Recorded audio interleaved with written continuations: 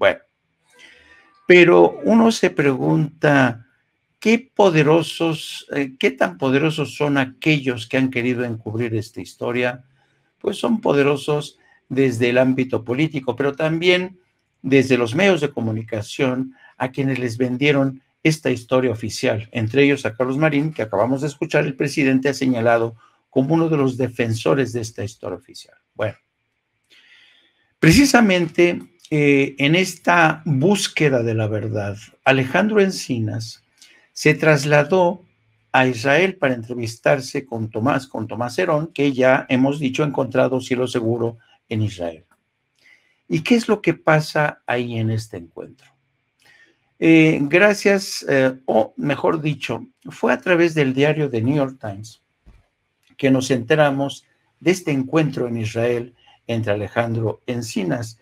El periódico The New York Times publicó un amplio reportaje que tituló El caso de los 43 de Ayotzinapa. Las pruebas se desmoronaron. Es muy interesante la forma en que The New York Times presentó este amplio reportaje en el que mantenía que la Comisión de la Verdad de Alejandro Encinas no había conseguido esclarecer toda la verdad y culpaba al gobierno de México, y esto enardeció a las familias, a quienes siguen utilizando para cuestionar una y otra vez al gobierno de Andrés Manuel López Obrador. Pero, ¿qué había detrás de este reportaje, amplio reportaje de The New York Times?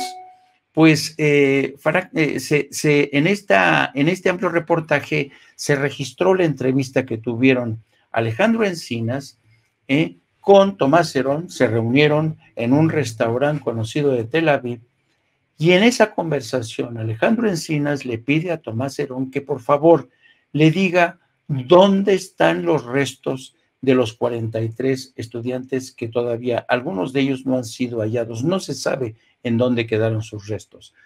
Y Tomás Herón se negó a dar esa información, lo que es más, se negó a regresar a México, a pesar de que Alejandro Encinas le prometió que no habrían una pena, que no sería encarcelado, porque según literalmente le dijo Encinas, al presidente no le interesa tanto encarcelar a la gente como conocer la verdad para tranquilizar, para que los padres de los 43 de Ayotzinapa finalmente puedan descansar, para que cierren este ciclo que ha sido como una pesadilla para todos ellos.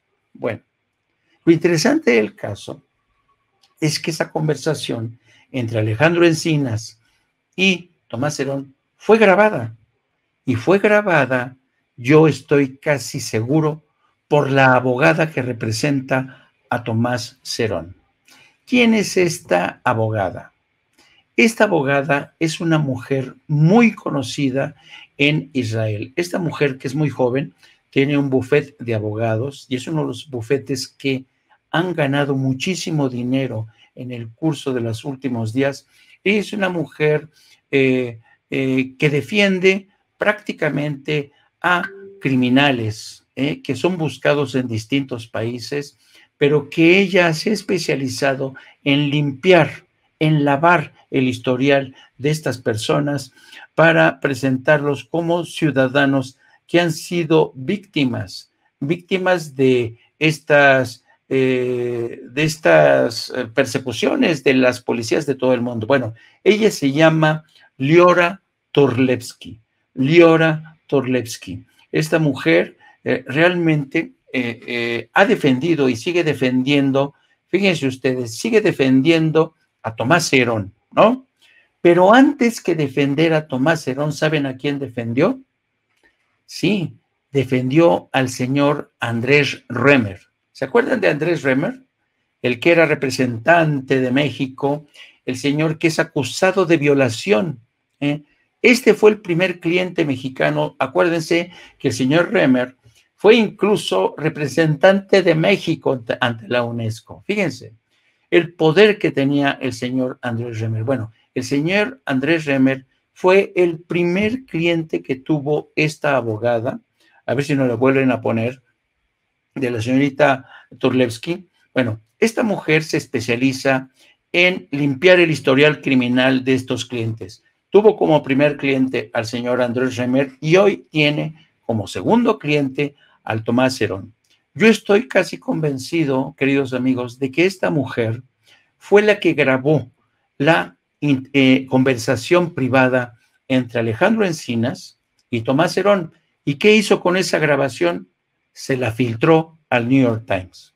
Una cosa interesante, el New York Times no dice de dónde sacó esa grabación, pero es evidente que la grabación la hizo la defensa, en este caso la abogada Laura Turlewski, la abogada de Tomás Herón. Claro, hace poco el propio Tomás Herón ha dicho que ha sido renovada su visa, pero claro, la intención de Tomás Herón y de su abogada es conseguirle la ciudadanía. Últimamente, y parece mentira, parece irónico, Israel se ha convertido, insisto, en cielo seguro para muchos criminales. Y gracias a este tipo de despachos, personajes como Tomás Herón, que es responsable de ese crimen de Estado en gran medida, puede ocultarse en Israel. Y a pesar de las gestiones del gobierno de México, Israel le ha dicho que no. Increíble, ¿no? Pero, ¿por qué ha sido posible? ¿Por qué esta actitud de Israel? ¿Por qué esta deferencia de Israel a personajes como Tomás Herón? Porque no es un secreto que Tomás Herón, lo mismo que Genaro García Luna, fueron grandes clientes de compañías de seguridad y de espionaje israelí. Me refiero al grupo NSO y al software de Pegasus, que fue alquilado, fue contratado, fue comprado desde la presidencia de Felipe Calderón para mantener espionaje contra todo lo que se moviera, periodistas, ya saben, periodistas y todo. Entonces, yo creo que ante la imposibilidad de echarle el guante a Tomás Herón, pues mientras tanto, el gobierno de México ha detenido a Murillo Karam. Y hace pocas semanas nos enteramos ya que un juez ya ha decidido procesar a Murillo Karam con nuevos cargos de tortura y desaparición forzada por el caso Ayotzinapa. ¿Es justa la detención del señor Murillo Karam? Claro que es justa.